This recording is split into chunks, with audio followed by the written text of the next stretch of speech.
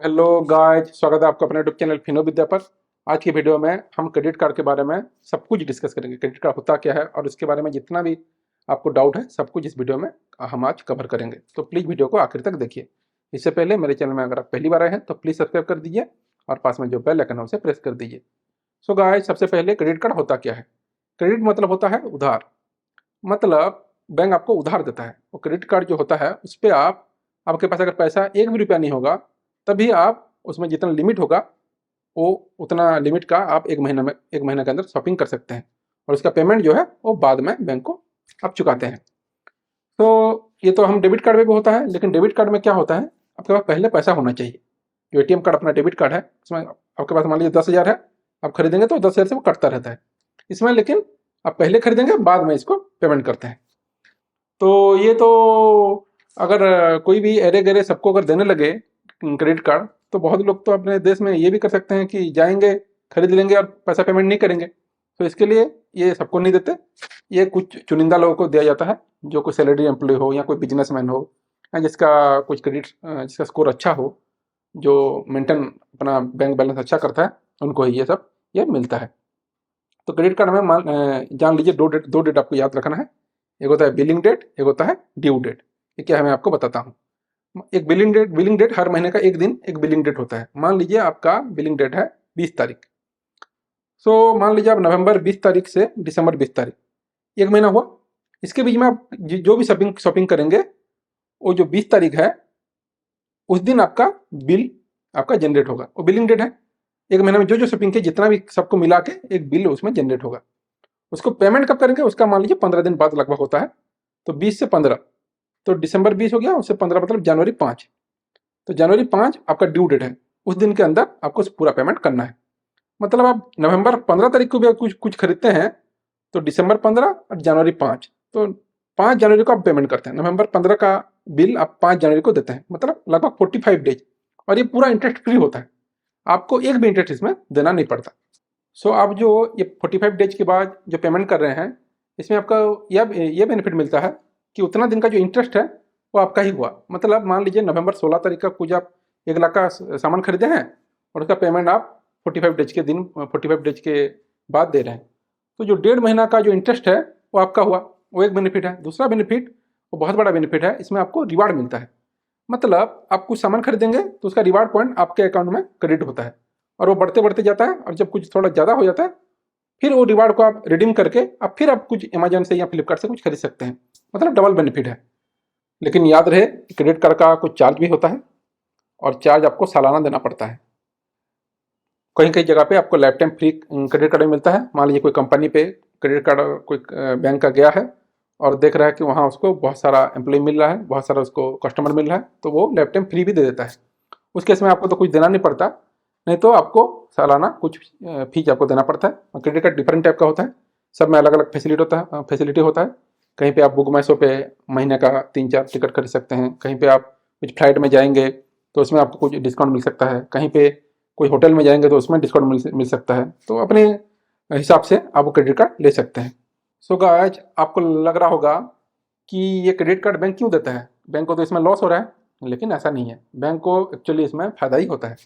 मतलब देखिए, मैं जो बताया आपको 1.5 महीना का जो इंटरेस्ट फ्री पीरियड रहता है वो तो फ्री है, लेकिन कहीं आप ड्यू डेट के बाद अगर बिल पेमेंट करते हैं तो आपको पूरा पीरियड का पूरा 1.5 महीने का आपको 30 या 35% इतना हाई परसेंट के इंटरेस्ट रेट से आपको देना पड़ता है।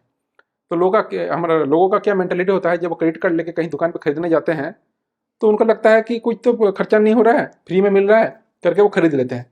लेकिन बाद में जब पेमेंट देने का टाइम आता है उनके पास पैसा नहीं होता, तो वो क्या करते हैं, वो वो इंटरेस्ट भी वो लोग पेमेंट करते हैं।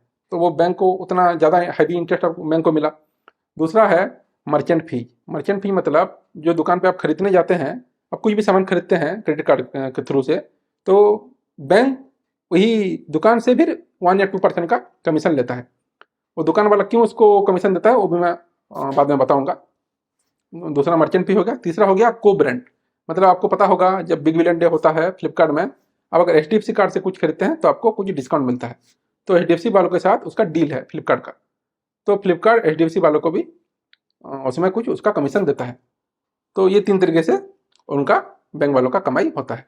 सो आपको पता लग गया होगा कि बैंक वो इंटरेस्ट फ्री क्यों करता है और आपको रिवार्ड जो पॉइंट भी वो कैसे देता है। मतलब इन सब से कमा के उसका कुछ हिस्सा वो आपको ऐसे बांट देता है, तो वो आपको मिलता है, इसलिए आप और क्रेडिट कार्ड यूज करते हैं, और जितना आप क्रेडिट कार्ड यूज करते हैं बैंक को उतना फायदा होता है। मतलब ये एक चक्कर है, इस चक्कर में ऐसा चक्कर ये बनाए हैं कि इससे कोई निकल नहीं सकता। अब आता है दोस्तों, आप क्रेडिट कार्ड का बिल पे कैसे करें। क्रेडिट कार्ड का बिल का पेमेंट दो तरीके से होता है, एक होता है ऑटो पे, दूसरा है मैनुअली। ऑटो पे पर क्या होता है, अगर आपका क्रेडिट कार्ड अपने बैंक पे अगर आपका लिंक है तो ऑटोमेटिक वो ड्यू डेट के दिन आपका जितना बिल हुआ ऑटोमेटिक आपके अकाउंट से कट जाता है।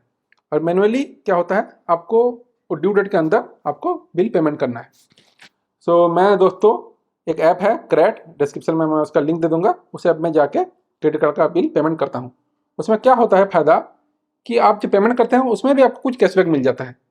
एक तो आपको रिवार्ड पॉइंट मिलता है, ऊपर से जो बिल पेमेंट के टाइम में आप जितना बिल पेमेंट करेंगे उसमें कुछ आपको वो क्रेडिट वाला कैशबैक देता है, तो मतलब डबल फायदा। सो गाइस, ये क्रेडिट कार्ड का बिल क्या आप एक ही बार में आपको पेमेंट करना है या हिस्से हिस्से में भी कर सकते हैं।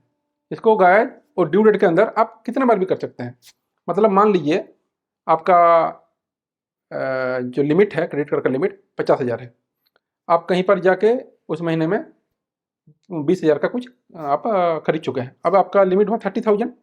लेकिन मान लीजिए कहीं कुछ दुकान गए और आपको 35,000 का एक चीज़ खरीदना है, तो आपका जो लिमिट 30,000 है, तो आप वहाँ क्रेडिट कार्ड का बिल जो है 5,000 आप पेमेंट भी अगर कर देंगे तो लिमिट आपका बढ़ जाएगा। जितना आप खर्च करेंगे उतना अगर आप पेमेंट कर देंगे तो आपका लिमिट उसमें बढ़ जाएगा।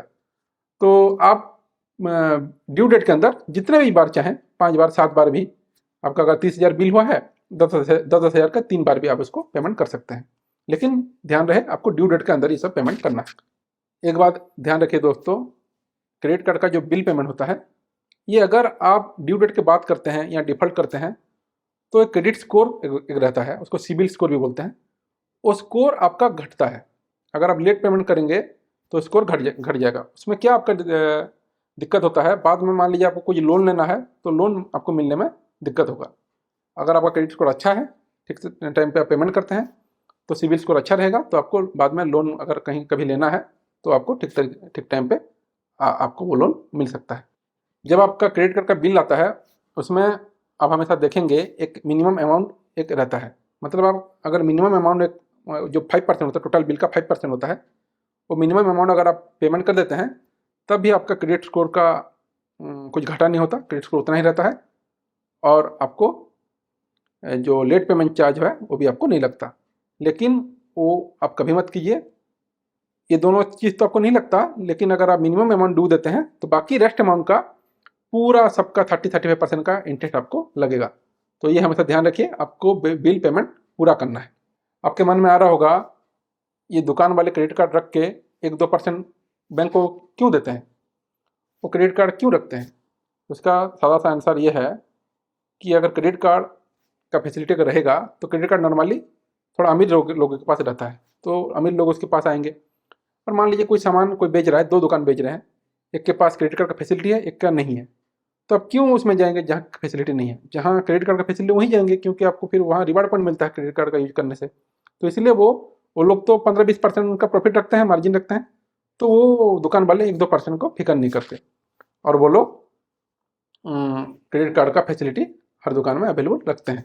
सो फाइनली दोस्तों, क्या क्रेडिट कार्ड आपको लेना चाहिए या नहीं लेना चाहिए। तो गाइस, इसका दोनों आंसर है, ये अच्छा भी है बुरा भी है। इसको आप कैसे यूज करते हैं, जैसे कोई बाढ़ आया है, उसमें अगर आप कोई डैम बना देते हैं, उसको आप इरिगेशन में यूज करते हैं, पानी को, बाढ़ को कंट्रोल करके उसमें हाइड्रो इलेक्ट्रिक प्रोजेक्ट करते हैं, तो वो बहुत अच्छा है। लेकिन अगर आप उसको ऐसे ही छोड़ देते हैं तो पानी शहर में घुस जाता है और शहर का बहुत बर्बादी करता है, तो वो बुरा भी है। तो ये मतलब दो धारी तलवार है, आपको उसको कैसे यूज करना है वो आपको देखना है। अगर आप ठीक टाइम से पेमेंट करते हैं तो ये बहुत अच्छा है, जैसे मैं आपको उसका मेरिट सब बताया। लेकिन अगर आप वही पेमेंट अगर ठीक टाइम से नहीं करते तो उसमें आपको इतना ज़्यादा इंटरेस्ट भी देना पड़ता है। सो गाइस, ये आपके ऊपर है। लेकिन मैं आपको एक बात बताऊंगा, क्रेडिट कार्ड अगर आपके पास है तो एक बात ध्यान में रखिए, आप उसमें ओवर पेमेंट नहीं करना है, मतलब ओवर परचेजिंग नहीं करना है। आप कहीं दुकान पे जाते हैं, आपके पास क्रेडिट कार्ड है, तो ऐसा नहीं होना है कि चलो कुछ भी खरीद लेते हैं, ये नहीं करना है। उसको वाइजली आपको उसको इस्तेमाल करना है। तो ये दोस्तों, आपको आई होप आपको वीडियो बहुत इन्फॉर्मेटिव लगा होगा। वीडियो अच्छा लगा तो लाइक कीजिए, मेरे चैनल को सब्सक्राइब कीजिए और पास में जो बेल आइकन उसे प्रेस कर दीजिए। Thank you.